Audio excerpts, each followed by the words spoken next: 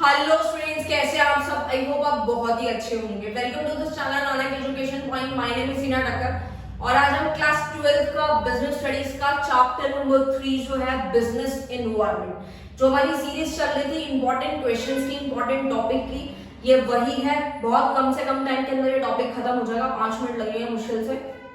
और जो important topic है वो कौन कौन से हैं तो फटाफट से समझ लेते हैं इम्पोर्टेंट टॉपिक। और बैक बेंचर्स के लिए वीडियो बहुत काम का है, जो एंड मोमेंट में ये देखेंगे उनके लिए भी काम का है। और किसी भी रीजन से अगर उनका पढ़ाई नहीं हो पाया तो टेंशन मत लो, सारी टेंशन आप लोगों ने इस चैनल को दे दी है तो आपकी चिंता खत्म। आपको बस पढ़ना है, लाइक करना है, शेयर करना है और कमेंट करना है।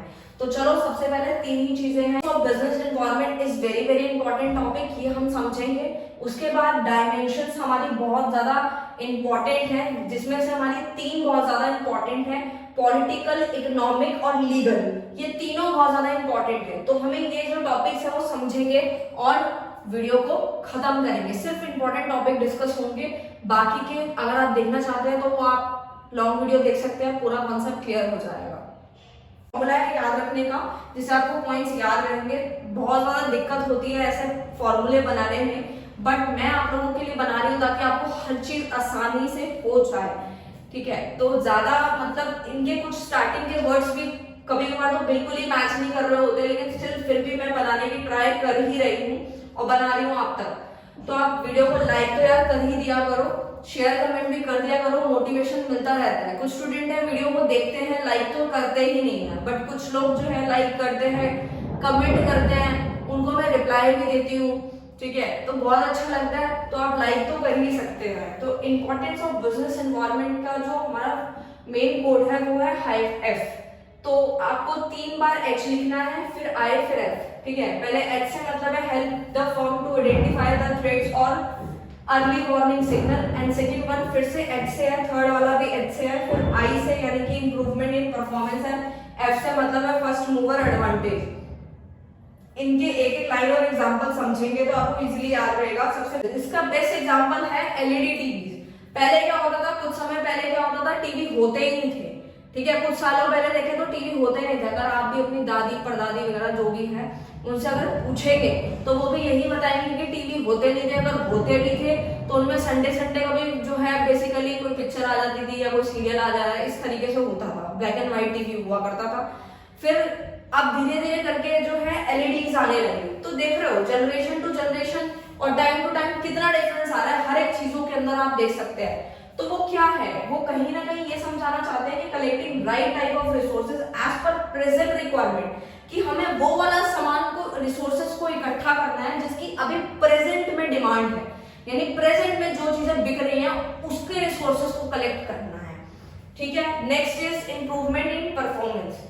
टाइमली चेंजेस और इनोवेशन करना बहुत ही ज्यादा जरूरी है। अगर आप ये नहीं करते हैं तो हम बहुत ही ज्यादा पीछे रह जाएंगे और हमारा बिजनेस, हम खुद मजबूर हो जाएंगे अपने बिजनेस को बंद करने के लिए।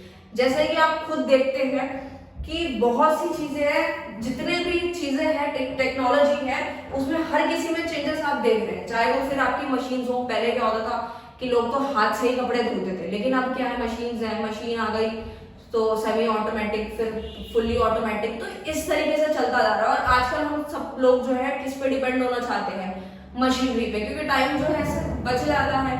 कॉस्टिंग थोड़ी ज्यादा आती है बट कोई नहीं, काम टाइम तो बच ही रहा है, हमारा काम तो हो रहा है कम से कम टाइम के अंदर। तो हमें इनोवेशंस करते रहना है, नई नई चीजें सीखनी है और टाइम के साथ साथ अपने आप को, अपने बिजनेस को, अपने बिहेवियर को बदलना है। Next is first mover advantage का मतलब क्या हुआ, मैक्सिमम बेनिफिट। मैक्सिमम बेनिफिट कौन उठा पाता है, जो सबसे पहले वो चीज कर लेता है उसी को ही सबसे ज्यादा मैक्सिमम बेनिफिट होता है। फॉर एग्जांपल मारुति कार जो है वो लीडर है किसका, स्मॉल कार मार्केट का, क्योंकि उसने सबसे पहले ये चीज सोची थी, इसीलिए वो आज क्या है, leader of the small car market. And WhatsApp भी क्या है, आज अगर हम व्हाट्सएप की बात करें तो व्हाट्सएप क्या है, व्हाट्सएप सबसे पहला जो है जिसने बहुत सारी फ्री मैसेजेस जो है वो डिलीवर करना शुरू कर दिए थे। मतलब हम चैटिंग आराम से कर सकते हैं, जितने मर्जी मैसेज भेजो। अब तो हर किसी में अवेलेबल है। अब तो ऐप की तो कमी ही नहीं है, बट हम सबसे ज्यादा क्या यूज कर रहे हैं, फोन के बाद दूसरा नंबर व्हाट्सएप का आता है। यानी कि अगर हमारे फोन में बैलेंस नहीं है तो हम सबसे पहले पूछते हैं अपना व्हाट्सएप नंबर जो है दे दो, मतलब फोन में बैलेंस हो या ना हो, हमारा जो वाईफाई है यानी कि जो नेट है वो तो चलता रहेगा, वो व्हाट्सएप के थ्रू ही चल रहा है। तो फर्स्ट मूवर एडवांटेज आप समझ ही सकते हैं वो व्हाट्सएप को मिल गई है। समझेंगे डायमेंशन है हमारे बिजनेस एनवायरनमेंट की। सबसे पहला क्या है, सोशल एनवायरनमेंट, जिसमें बात करते हैं कि हमारे सोशल मतलब सोसाइटी की चीजें आती है, जैसे कि consist of the custom tradition of the society. जैसे फेस्टिवल्स मनाते हैं हम, कौन कौन से, ईद हो गया, दिवाली हो गया, जन्माष्टमी हो गया, होली हो गया, रक्षाबंधन हो गया, भाई दूज हो गया, ये सब क्या है, हमारे सोसाइटी अपने कस्टम और ट्रेडिशन को फॉलो अप कर रही है, वो हमारे सोशल इन्वायरमेंट का ही पार्ट है। Next one is political environment, जो कि बताता है हमारे पॉलिटिकल यानी पॉलिटिक्स से रिलेटेड टू गवर्नमेंट की पावर्स हो गई, एटीट्यूड हो गया, गवर्नमेंट की पॉलिसीज हो गई, जैसे स्वच्छ भारत अभियान चलाया गया हमारा बेसिकली, और हमारे कॉन्स्टिट्यूशन हो गए, कंट्री का कॉन्स्टिट्यूशन, ये सब क्या है, पॉलिटिकल इन्वायरमेंट का ही पार्ट है। Next one is economic environment. Economic नाम से ही समझ रहे हैं, जो भी स्टूडेंट इकोनॉमिक्स पढ़ते हैं उनको ये बताने की जरूरत नहीं है, बट स्टिल जिनके पास नहीं है वो समझ सकते हैं।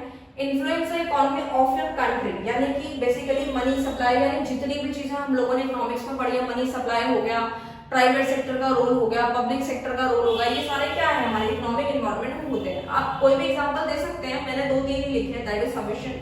एंड लीगल एनवायरनमेंट क्या होता है, जो हमारे लीगल मतलब लॉ से रिलेटेड होता है, जैसे कि कोर्ट हो गया, कोर्ट की जजमेंट, लॉ, ऑर्डर, ये सारी चीजें हमारे लीगल एनवायरनमेंट के अंदर आती हैं।